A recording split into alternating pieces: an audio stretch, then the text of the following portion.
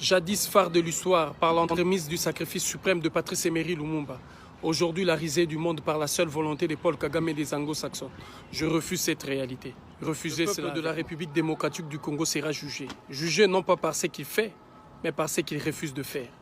Le peuple de la République démocratique du Congo sera jugé pour avoir accepté la soumission. Le refus catégorique de s'élever pour dresser son front, longtemps courbé, humilié par ces multinationales dirigées par la minorité anglo-saxonne qui continue à piller et en DEC. Fraternelle et patriotique salutations à toutes et à tous. Mes chers compatriotes, mes chers frères et sœurs, si nous revisitons l'histoire, c'est justement un fait curieux qui nous interpelle. Le fait curieux, c'est que c'était à la recherche des épices, à la recherche de produits agricoles, à la recherche de ce que produit la terre, que curieusement, les anglo-saxons sont tombés sur les terres d'Amérique. Curieusement qu'ils sont tombés sur les terres de ce qu'ils considéraient comme les Indes parce que c'était la terre par excellence des épices. Qu'ils sont tombés sur les terres africaines. Rappelez-vous, ce sont les Portugais et les Hollandais qui furent les premiers. Or, tout le monde le sait, que le Portugal était une terre pauvre et que le Portugal ne pouvait arriver à cette mission qu'avec le soutien d'une puissance plus puissante qu'elle.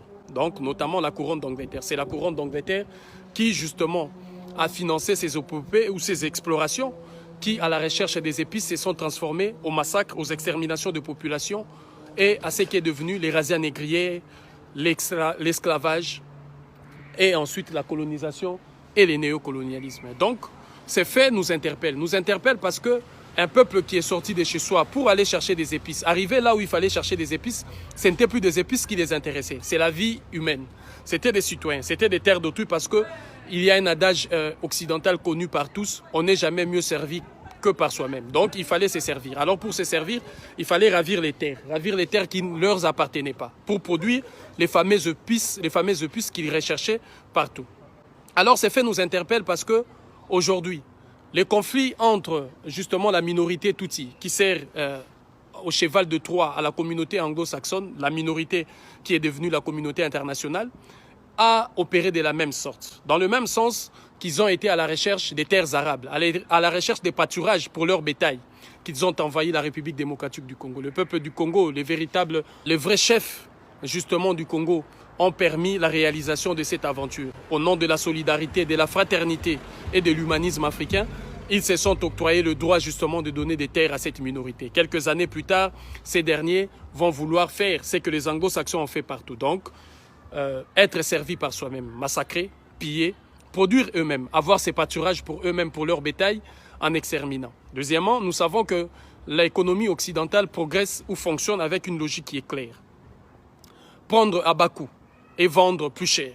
Ou, à la limite, le prendre gratuitement. Donc, des matières premières et des richesses gratuitement, une fois transformées ou une fois en leur possession dans le marché unique, être vendues à des prix exorbitants. Alors, nous allons remarquer cela dans la mesure du possible où ce sont ces mêmes stratégies qui ont été utilisées. Le Rwanda, qui n'a jamais produit sur son sol de l'or, est devenu compté parmi les premiers producteurs de l'or dans le monde.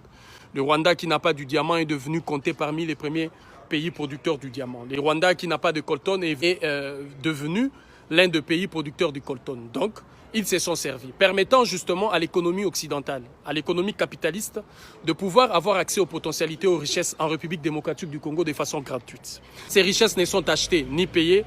Le gouvernement du Congo, d'ailleurs inexistant, ne perçoit rien. Le peuple congolais massacré, exterminé, poussé à la sortie, pour justement permettre à ces multinationales de bien vouloir piller les terres de la République démocratique du Congo. Et en contrepartie, ces multinationales reversent une manne financière très importante à la République rwandaise qui permet à cette République justement d'embellir son visage, de polir justement la façade de son image pour faire croire à un travail laborieux, dur, intellectuel de développement, d'avancement. Là, on voit toujours l'entretien de cette fameuse thèse de la supériorité raciale des Tutsis sur d'autres populations. D'ailleurs, on peut le remarquer en Occident et en Europe, d'où dans les chantiers on ne trouve jamais de Rwandais, d'où dans des taxis on ne trouve jamais de Rwandais, non pas parce qu'ils sont de plus intelligents, mais parce que l'Occident entretient la marchandise. Donc, il faut mettre ces derniers dans des bureaux, dans des postes très élevés, comme des hauts cadres d'ici et là. Comme ça, en Afrique, ils auront la possibilité de pouvoir justement régner en maître. Mes chers amis, lors de son accession au pouvoir, après les triples génocides, Paul Kagame avait demandé ouvertement à la communauté anglo-saxonne sur la tribune de l'Organisation des Nations Unies de diriger de diriger l'Afrique centrale. Diriger l'Afrique centrale, de diriger les potentialités, les richesses, toujours à la recherche de ces terres arables. De cette même stratégie et vieille stratégie, Paul Kagame commence si vous voulez, à se procurer des terres en République du Congo-Brazzaville. 12 000 hectares de terres agricoles vont être mis à la disposition du Rwanda dans 3 départements de la République du Congo. C'est l'une des principales résolutions prises en vertu des accords conclus entre les deux États au terme de la visite officielle du président rwandais Paul Kagame et ses ministres des Affaires étrangères et des Finances du 11 au 13 avril 2022 en terre congolaise. Le leitmotiv de la visite de Kagame au Congo, c'est pour venir justement signer ces accords. On parle de la cession de pratiquement 12 000 hectares de terre, mais aussi surtout le contrat qui est, n'est-ce pas, attribué au holding Crystal Venture. Et on parle quand même de plus de 110 milliards de francs CFA qui sont versés par Kigali pour donc racheter les zones industrielles de Maluku. La République du Congo compte 10 à 12 millions de terres arables, dont moins de 5% sont exploitées pour une agriculture vivrière. Maintenant, ce sont les fermiers, ce sont les agriculteurs qui vont au Congo-Brazzaville et curieusement, où au Congo-Brazzaville, en face de Maluku. Maluku où? D'où 12 villages entiers ont disparu. On se rappellera en ce moment lorsqu'on a parlé de charnier de Maluku. Les charniers de Maluku, c'est là où on a retrouvé des morts, enfants, hommes, femmes, jeunes et vieux massacrés.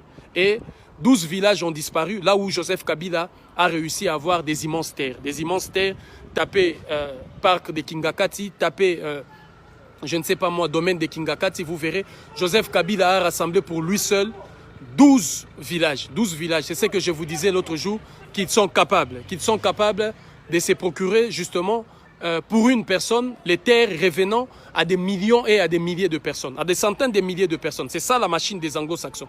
Et Joseph Kabila a réussi à se procurer une grande étendue de terre en République démocratique du Congo, effaçant ainsi 12 villages. Et quelques temps après, on a retrouvé les charniers de Maluku. L'objectif, c'était de produire l'agriculture. L'objectif, c'était de faire de l'élevage. Voilà là où ça nous a emmenés. Soudain, on revoit encore la même stratégie au Congo-Brazzaville, d'où ces mêmes forces, ces mêmes soi-disant éleveurs, ces mêmes agriculteurs vont au Congo-Brazzaville s'accaparer des terres. S'accaparer des terres demain. Ils vont massacrer les chefs coutumiers. Demain, ils vont massacrer les autochtones parce que tout le monde s'en souviendra, comme je vous disais, d'un adage connu par tous, on n'est jamais mieux servi que par soi-même. Donc, les Rwandais vont chercher à se servir. Pas le Rwandais en tant que peuple.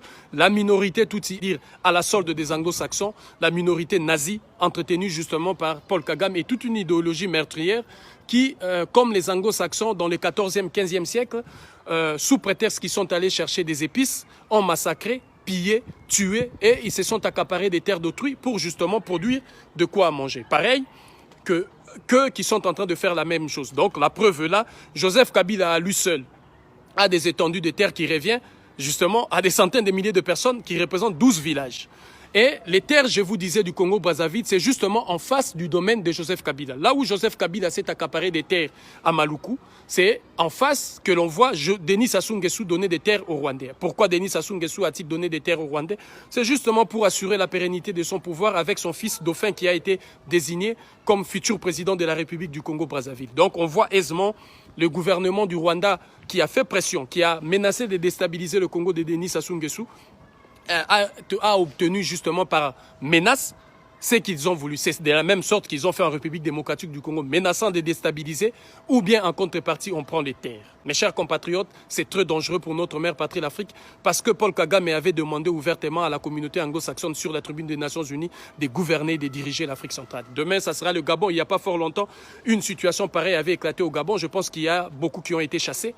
Et au Cameroun et dans les autres pays avoisinants en Angola d'ici et là. D'ailleurs, tout le monde le sait qu'en Angola, ça a été dans ce sens. C'est d'ailleurs là où s'est formée la coalition rwando-angolaise pour aller aider Denis Sassou Nguesso de s'accaparer du pouvoir. Voilà, mes chers amis, ce qui représente un danger. Un danger qui, derrière certains artifices qui peuvent paraître justement logiques et normaux, de la production agricole, de l'élevage, ces soi-disant fermiers agriculteurs, comme ils l'ont fait en République démocratique du Congo, massacrant des chefs coutumiers, massacrant des populations autochtones et s'accaparant des terres. Enfin, qu'il n'y ait personne pour réclamer cela. Rappelez-vous, lorsqu'ils ont voulu confisquer notre patrimoine culturel. Les anglo-saxons ont massacré nos ancêtres, gardiens de ces patrimoines, ont massacré des villages entiers, des populations entières, pour que demain, il n'y ait pas de descendants qui puissent réclamer cela. Mais malheur à eux, moi, Zulu Diabanza et vous tous, nous nous sommes mobilisés pour réclamer la restitution inconditionnelle et immédiate de notre patrimoine. Ainsi, nous ferons la même chose pour nos terres, malgré les massacres, malgré tout ce qui se passe. Alors, le peuple de l'Afrique centrale et le peuple du Congo sera jugé. Jugé, non pas par ce qu'ils font, mais par ce qu'ils ne font pas. Par le refus catégorique de prendre la mesure de ces dangers, de se structurer, de s'organiser justement pour commencer à opposer une réponse, une résistance face à ces forces. Nous serons jugés par notre refus de pouvoir mettre en commun nos énergies, nos intelligences, nos moyens financiers pour justement aider et soutenir ces combats pour la préservation de notre culture, pour la préservation de nos richesses, de nos terres et pour dérouter, mettre en déroute justement les forces anglo-saxonnes qui cherchent justement à s'étendre sur l'ensemble de notre mère patrie l'Afrique et à prendre en main l'Afrique parce que c'est là où la boucle sera. Je compte sur cette détermination et sur cette capacité justement d'en arriver à cela. Alors je sollicite votre détermination et votre sens très élevé de l'engagement afin qu'ensemble nous puissions réussir à mettre hors état de nuire Paul Kagame et ses poulains. Le peuple du Congo sera jugé par le refus de rentrer en combat, par le refus de s'aligner, par le refus de rejoindre cette dynamique, cette capacité que nous aurons à mettre en place pour barrer la route justement à ces anglo-saxons et récupérer la République démocratique du Congo, ces beaux pays, pour l'envol de notre mère patrie l'Afrique. Unité, dignité, courage. Ancêtres, écoutez-nous. Ancêtres, exaucez-nous. Ancêtres, protégez-nous.